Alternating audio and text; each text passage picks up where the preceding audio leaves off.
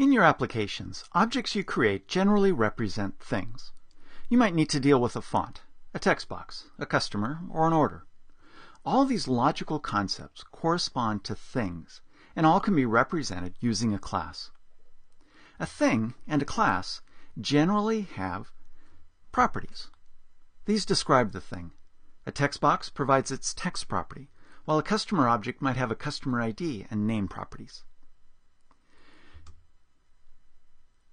A thing or a class generally has fields that store the value of properties internal to the class. Fields are usually not visible outside the class. Instead, they support the internal operations. It's likely to also have methods. These provide actions that the thing can do, which collectively describe behaviors. A text box has a clear method, and a customer might have a send email method. And finally, events indicate when the thing has changed its state. A text box has a click event, and a customer might have a name modified event. That way, code that monitors the state of the object can take an action when the customer's name property has been modified. Now, Visual C# makes it possible for you to create your own classes that provide all of these features. Now what I'm going to do is show you how to create your own classes, and I'm going to investigate other features surrounding the creation and use of classes in the .NET runtime. Visual Studio makes it really easy for you to create your own classes. And so what I'm going to do now is create a new customer class to show off the features and start exploring how the code is put together that you need to use in order to create your own class. But first I want to point out that the sample application that is part of this course already has a couple of customer objects that I've created. So I named them Customer 1A, Customer 2A. During the course of these demos, I'm going to be creating Customer 1 and Customer 2, and you can as well. But if you get stuck anyplace, need to see what the final class looks like, you can look at either of those files and get an idea of what's going on. Okay, so I have the Object Classes solution open. And I'm going to select Project and Add Class. And by the way, there's a number of different ways to do this. You can do Shift-Alt-C, you can right-click on the project in Solution Explorer, and other ways as well. But this is an easy way to show. So I'm going to add a class. Visual Studio takes a moment to initialize the templates.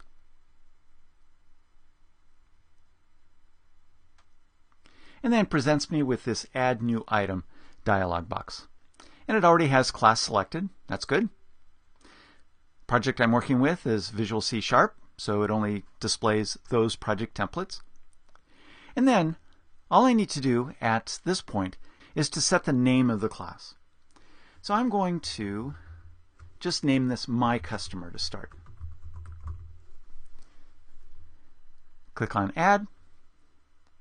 And there's my new class.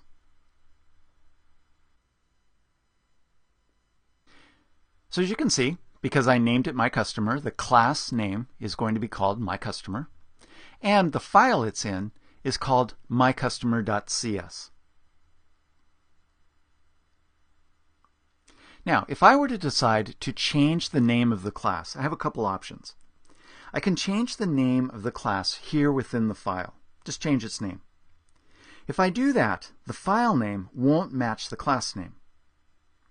If you want to change both, then you can simply change the file name within Solution Explorer.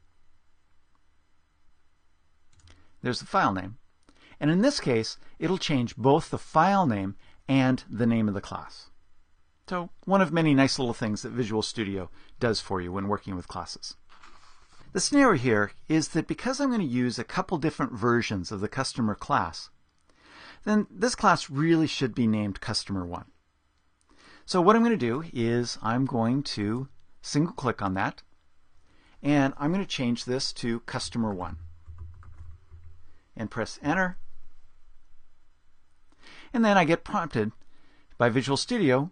Notice that I'm renaming a file. Would you also like to perform a rename in this project of all references to the code named My Customer? And in this case, I'll click on Yes. And the result is that it changed the name there. Now, at this point in the project, this is the only place where I'm referencing that customer object. But if there was others, then it would have changed that as well. So that's a really nice refactoring feature of Visual Studio. Okay, so I've created the class. I have the class definition. And now I'm going to add a simple property and a method to the class. So here within the body of the definition of the class, I'm going to add a public string called customer ID. And I'm going to set it equal or initialize it to null. And then I'm also going to add a public method. It's going to return nothing or return void and call it display ID. Notice that all I have to do is hit the left curly bracket and it gave me 2. Hit enter. And so you can start to see some of the ways that Visual Studio is helping me format the code for my class. So I'm going to use the console object here.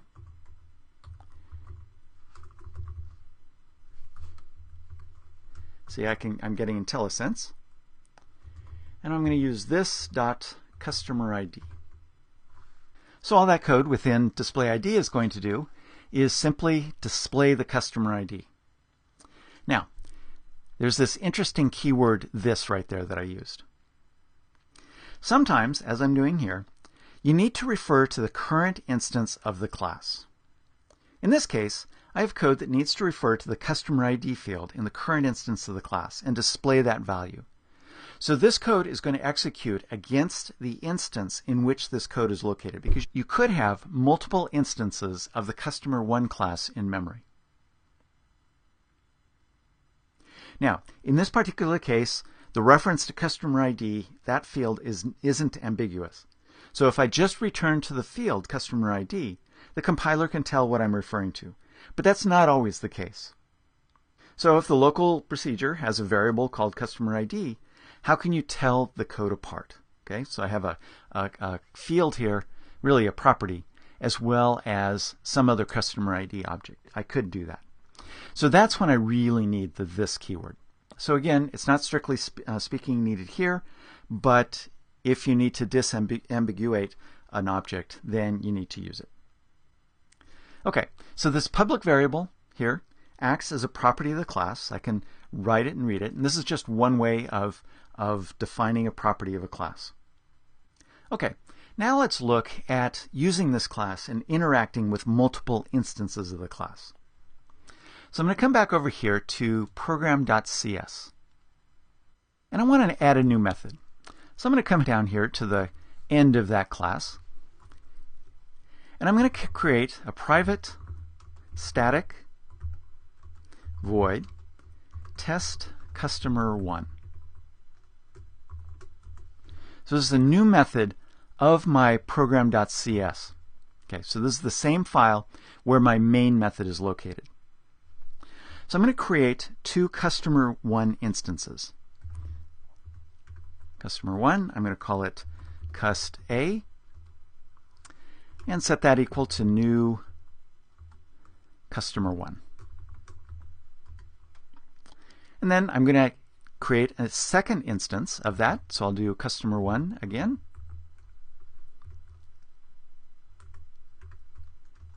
And I'm going to call this cust_b and new up a customer1. Okay, and I'll hit Control S to save early and save often. Now I'm going to initialize the customer ID property of each of these classes. So I'll use cust_a, hit dot, and notice that IntelliSense gives me all of the members of this method. Only the first 2 on this list I created as part of the custom class. The others come from the fact that this object, the customer1 object, derives ultimately from system.object, and system.object has those members, and so I get those as part of my class. Customer ID, and I'm going to set this equal to AAAAA. And I'll do the same thing for cust_b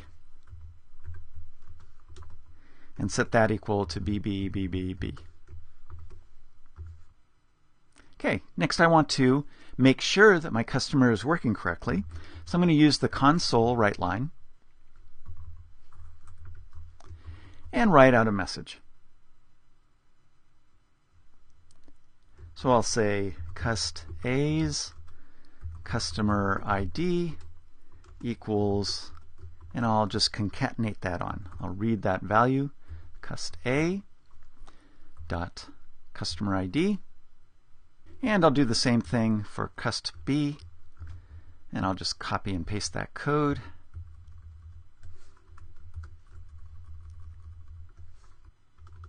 Add a few extra lines in there. Okay, put in a colon instead of a semicolon. That makes a difference. Okay.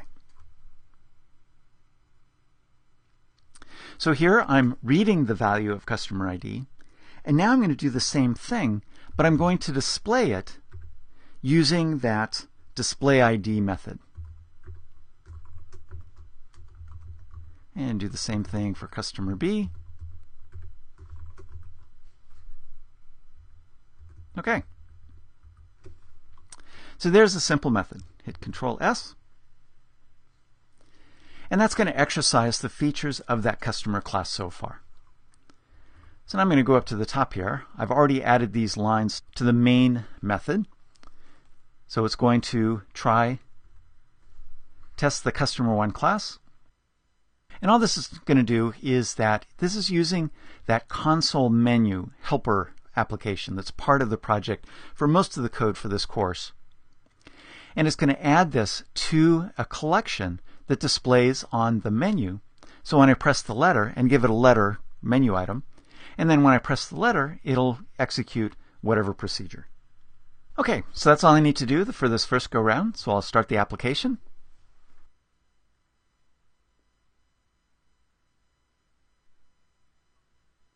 And there you can see I have that item B, the try customer1 class. Do that. And there we can see that cust A's customer ID is AAAAA, cust B's customer ID is correct, and that the display ID methods of the two classes are working correctly as well. Okay, so the class is functioning as we've designed it so far. All right, but there's a lot more that we can do with it. One of the things that's good to do with classes that you create is to document them. So one of the ways that you can do this is by adding XML comments. The nice thing about using XML comments in your class is that it enhances the list of things that you get as part of Visual Studio's IntelliSense feature when you create the class, when you call properties, call methods, access properties, and so forth.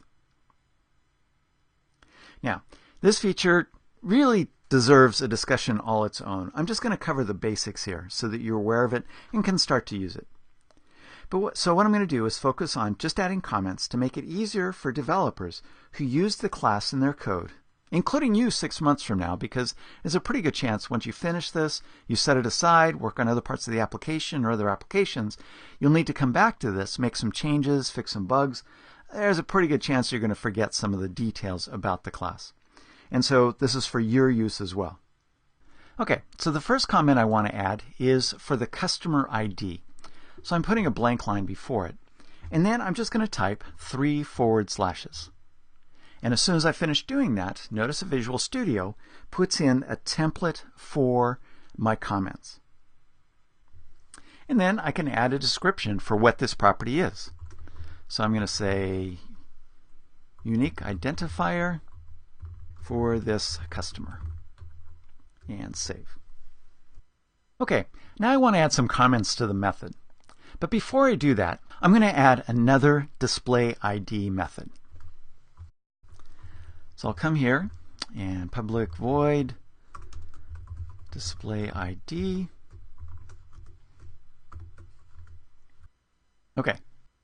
Now notice that at this point I'm getting an error. And it says type customer ID already defines a member called display ID with the same parameter types. Now the solution to the problem, of course, is fortunately within the error message, is that I haven't added any parameter types yet. So I'm going to add a parameter. This is going to be a string text parameter.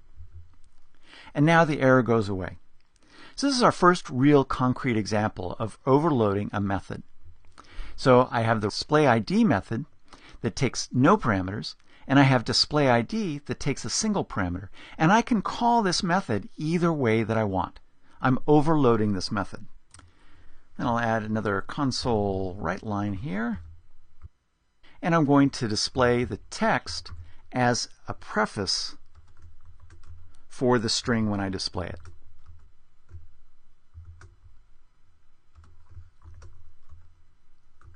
And this time, I'm just going to use customer ID directly without this, just to show that for this particular class, there's no ambiguity, and so I can use either this form or this form to directly access the property. Okay, now I want to add XML comments, put in a blank line here, hit the 3 characters, and notice that I get the same template.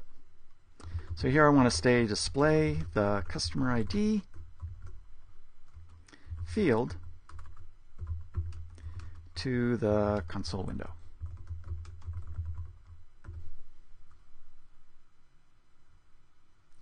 And then I want to do the same thing for this method. Hit the 3 forward slashes, and notice that I get a different template for the XML comments. Rather than just the open and closing summary tag, because this has a parameter, I get a place where I can add some documentation for the parameter as well. So for this description, I'm going to say display supplied text and the customer ID field to the console window. And then I want to add a description for the parameter. So I'm going to say text to prefix the customer ID. And save my work. Okay, so I'm going to build my project. Just make sure everything compiles so that I haven't messed up anything that breaks anything. And there you can see the build succeeded. All right, now I'm going to come back over here to my program.cs. And I want to go down to my test customer 1 procedure. So a nice feature of the code editing window is that you can select the item or just right click on it, and there's this nice feature called Go to Definition, or I could have pressed F12. So I'll click on that, and that takes me directly to the definition of that method. All right, I want to add a line of code here. So I'm going to do this for cust A, and I want display ID. So notice I get a bit of IntelliSense. It's overlapping. I had the mouse over the string item. But there you can see I have customer 1 display ID. There's one overload, so it tells me that I have a couple different overloads. And it has that documentation, display the customer ID field to the console window. So that's the text that I added to the XML comments, and it's now a part of IntelliSense.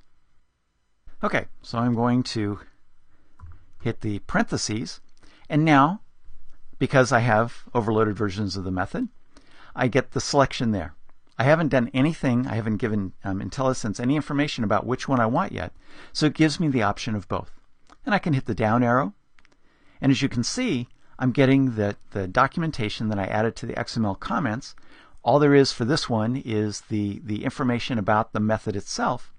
If I hit the down arrow, I have that updated information for this overloaded version of display ID, and because the next thing that I could type there is the text property, it tells me that. So this is the text to prefix the customer ID. And if I had multiple parameters, I would get more information there. Okay, so I'm going to use the second form of this. So I'm going to type in cust A. So that's the text that's going to prefix the customer ID when I call display ID. So this won't display that prefix, this will display it. Okay, I'll go ahead and run the application again. And try B again. And there's the new line of code, the prefix text.